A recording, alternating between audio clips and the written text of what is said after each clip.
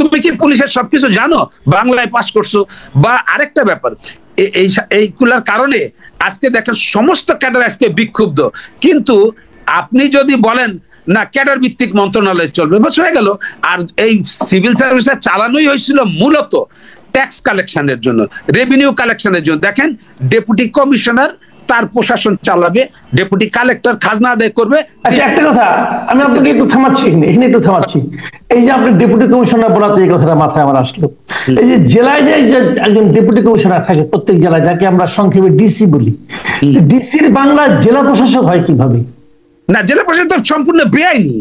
এটা তো জেলা প্রশাসক, প্রশাসন কি ব্রিটিশরা প্রশাসন নিয়ে চলে গেছে। আপনি এখন প্রশাসন কি করবেন? আপনি বলেন জেলা ব্যবস্থাপক বলতে পারেন, আপনার জেলা ব্যবস্থাপক বলতে পারেন একটা ডিসির, মানে সরকারের পক্ষ থেকে ডিস্ট্রিক্টের সবকিছু ম্যানেজ করবেন। সেদিন দেখলাম একটা পত্রিকায় একজন ডিসি 300টা কমিটির মেম্বার, মানে 1 ম্যান উইথ 300 ক্যাপস। আরে ভাই, একটা টুপি দিয়ে নামাজ পড়া, তখন টুপি খুলে যায় মাঝে মাঝে, নামাজ পড়তে গেলে পড়ে যায়। তা আপনি 300 ক্যাপ দিয়ে নামাজ পড়বেন কেমনি? না, এ ম্যান উইথ 300 ক্যাপস। কেউ সেদিন আবার দেখলাম কয় না, বেশি তো না, 130টা কমিটির সভাপতি। ভাই, একটা টুপি দিয়ে নামাজ পড়তে গেলে জীবনে বহুবার টুপি খুলে গেছে আমার। তারপরে নামাজের মধ্যে আর নাকি দিতে হয় না টুপি, তো পরে নামাজ পড়ে আবার পরে রাখাতের সময় পরে আবার টুপি দেই। তো ভাই, আপনি 130টা ক্যাপ দিয়ে নামাজ পড়বেন না 300 ক্যাপ দিয়ে নামাজ পড়বেন? আপনার দরকারটা কি? আপনি কি কোত্থেকে আসলেন? তাহলে এই যে আলোচনাটা হচ্ছে, আপনি নিজেও বললেন যে ইন্ডিয়াতেও এখন এখান থেকে তারা সরে আসতেছে। তো এই যে প্রশাসন ক্যাডাররা যে সবকিছু কুক্ষিগত করে রাখতেছে, নিজেদের কাছে রাখতেছে, এতে কি আলটিমেটলি দেশের এবং জাতির খুব কোনো লাভ হচ্ছে না ক্ষতি হচ্ছে? আপনার কি মনে হয়? লাভ হচ্ছে। সেই লাভটা হচ্ছে কি, 0-0-0-0-0-0। কারণ তুমি বাংলার ছাত্র, তুমি ওই পলিটিক্যাল সায়েন্সের ছাত্র, তুমি আবার ক্যাবিনেট সেক্রেটারি, তুমি আবার ওই শিক্ষা মন্ত্রণালয়ের সেক্রেটারি, তুমি আবার fisheries secretary. What is this? তাহলে লাইভ স্টকটাই যারা পড়ে আসছে তাদেরকে সচিব বানান, শিক্ষা মন্ত্রণালয়ের প্রফেসর বানান। আরো একটা মজার ব্যাপার, এরা এই পদগুলো দখল করে শিক্ষা মন্ত্রণালয়ে যত বৃত্তি আসে, পিএইচডি, এমফিল, যা দেখেন ও পালি সংস্কৃত থেকে আসছে বা অ্যাডমিনিস্ট্রেটিভ লোক প্রশাসন থেকে আসছে বা অন্য জায়গাতে আসছে, সব বৃত্তিগুলো ওরা নিয়ে যে পিএইচডি করে বসে আছে। কেন? এগুলা তো পাবে শিক্ষা ক্যাডার। তোমার মন্ত্রণালয় চালাইতে তো পিএইচডির দরকার নাই।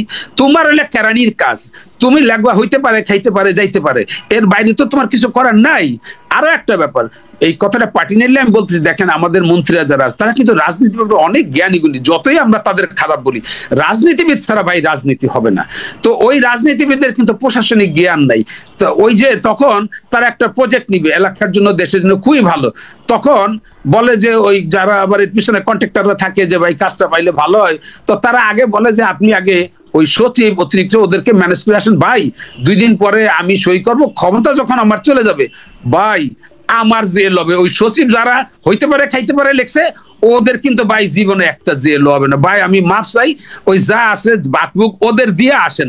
এই যে সিপিডি 98,000 কোটি টাকা এই প্রশাসন ক্যাডার নিয়ে গেল আমলারা, ভাই তারা কি বেকুব যে এটা হিসাব না করে 98,000 কোটি টাকা আমলারা মেরে দিছে? এটা কি এমনি লেখছে? আমরা ভাই কোন তাদের কথার উপর নির্ভর, আমি বিচারক, আমার কাছে বিচার না করে বলতে পারি না, কিন্তু আমি তো রিপোর্ট দেখে কথা বলতেছি। সিপিডি যে এত রিপোর্ট দিল, তাহলে 98,000 টাকা কারা খাইলো ভাই? তাইলে মন্ত্রী যখন আসলে মন্ত্রীরা ভয় থাকে, কারণ জেল হয় মন্ত্রীদের, ওদের কিন্তু কিছু হয় না, কারণ তারা তো লেখে যাইতে পারে, অনুমোদন করা যাইতে পারে। 500,000 কোটি টাকার এই প্রকল্প অনুমোদন করা। মানে আপনি বলতে চাচ্ছেন রাজনৈতিক নেতৃবৃন্দের যত দুর্নীতি, সেখানে এই আমলাদেরও একটা ভূমিকা অথবা শেয়ার আছে। শেয়ার না, lion and tiger and elephant share. কারণ এইটা তো তাদের হাত দিয়ে ফাইল না গেলে তো হবে না। তো এই কেরানির কাজটা করার জন্য আপনার মন্ত্রণালয়ে বসতে হবে। কেন? আপনার যে ডাক্তার স্বাস্থ্য মন্ত্রণালয়ে বসে, তা আপনি আসলেন ওই পলিটিক্যাল সায়েন্সের থেকে, তা আপনার সে কি কম বোঝে? আপনি স্বাস্থ্য মন্ত্রণালয় চালাইতেছেন, জনপ্রশাসন মন্ত্রণালয় আপনি 2টা ডিভিশন করে 2টা সচিব বানাইলেন, খুব ভালো কথা, বানান।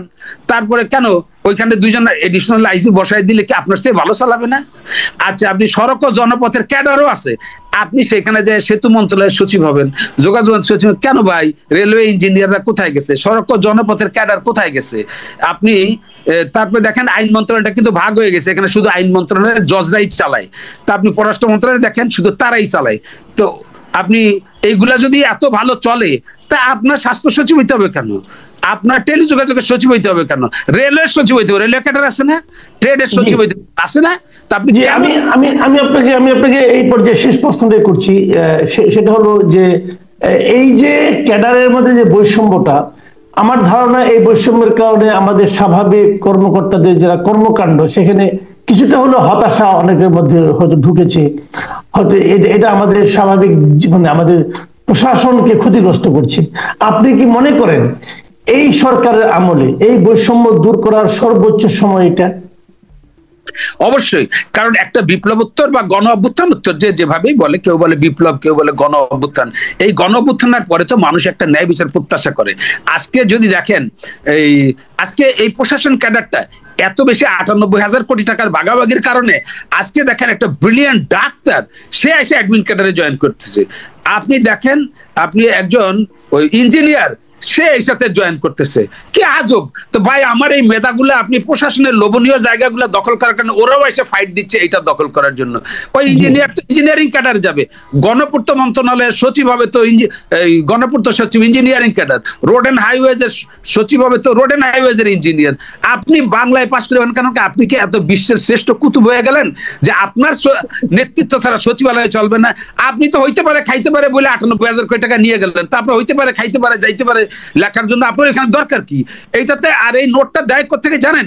আমি তো 36.5 বছর জব ছিলাম বা অ্যাডমিনিস্ট্রেশনের কাজ করছি, ওইটা লেখে হচ্ছে একজন পার্সোনাল অফিসার বা অ্যাডমিনিস্ট্রেটিভ অফিসার লেখে, হ্যাঁ লেখা, তারপরে আপনার ডিএস উপসচিব কারো ফাদারের মাদারের ক্ষমতা নাই, ওর ভিতরে কিছু চেঞ্জ করে, তো ওই নোটটা সচিব পর্যন্ত। কিন্তু ঘাটে ঘাটে যারা এর পিছনে ফাইলের পিছনে যাদের স্বার্থ আছে তারা ঘাটে ঘাটে পয়সা টয়সা দিয়া ওই 98,000 কোটি টাকা ভাগ করে দেয় বিভিন্ন জায়গায় জায়গায়, ভাগ করে দিয়ে লাস্টে সচিব আর অতিরিক্ত সচিব তারা সই করে না, বসে থাকে তাদের এইটা ভাগ না আসার জন্য, নাহলে 98,000 টাকা কোথায় গেল?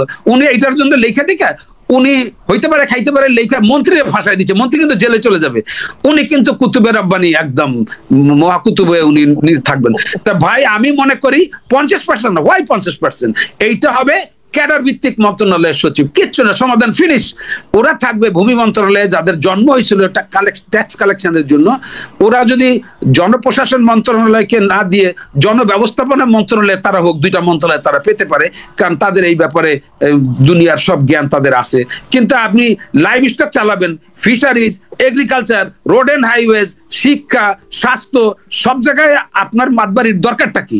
এখন বলেন 100% তা দিতে পারেন, আরে 50% দিচ্ছে, তার বিরুদ্ধে আন্দোলন কেন? আপনি আন্দোলন করবেন কেন? আপনি এই আন্দোলন করে আর এই সুবিধাটা নেওয়ার কারণে আপনি তো ডাক্তারগুলার ভবিষ্যৎ শেষ করে প্রশাসনে নিয়ে আসতেছেন, ইঞ্জিনিয়ার গুলোর প্রশাসনে নিয়ে আসছেন, ফিশারিজ, এগ্রিকালচার, লাইভ স্টক করে অ্যাডমিনিস্ট্রেটিভ সার্ভিসে চলে আসতেছে। এটা তো আপনি এই দাবি দেওয়া করে এই দেশের মেধাগুলোকে ধ্বংস করছেন, শুধুমাত্র একটা ক্লারিক্যাল কাজে ঢুকাবেন, কিন্তু লাভটা কি? 98,000 কোটি টাকার ভাগ, এই লাভের জন্যই তো আপনি নিয়ে আসতেছেন। আপনি ক্যাডার ভিত্তিক মন্ত্রণালয়ের সচিব হবে, কোনো 50% 20% নেই, ওয়ানলি এই দুইটা মন্ত্রণালয় পাবে, জনপ্রশাসন ভূমি মন্ত্রণালয়, বাকি সমস্ত মন্ত্রণালয় ক্যাডার ভিত্তিক হবে এবং প্রত্যেকে ভাবে সচিব হবে।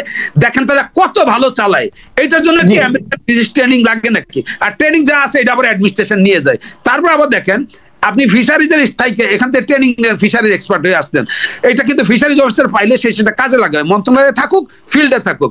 আপনি চলে গেলেন সমবায় মন্ত্রণালয়, তা আপনার কি কাজে লাগলো?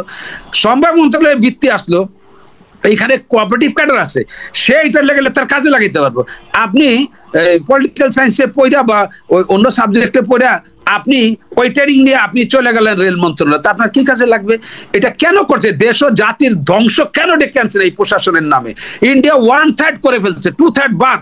এখন বাংলাদেশে হয়তো 2/3 1/3 50% না করলে 1/3 করুক, তারপরে আস্তে আস্তে একদিন ক্যাডার ভিত্তিক মন্ত্রণালয় হয়ে যাবে, অ্যাডমিন ক্যাডার শুধু দুইটা জায়গায় থাকবে, অথবা ভূমি মন্ত্রণালয়। ধন্যবাদ, অনেক ধন্যবাদ জনাব শাহজাহান সাজু। আপনি খুবই সহজ ভাষায় একটা মানে জটিল সমস্যা সম্পর্কে আলোকপাত করলেন। প্রিয় দর্শক, আপনারা শুনলেন ওনার কথা, আমি নিজেও ওনার কথার একজন বিশিষ্ট মুগ্ধ দর্শক। আপনাদের নিশ্চয়ই ভালো লাগবে ওনার কথা শুনতে গেলে আসলে সময়ের প্রতি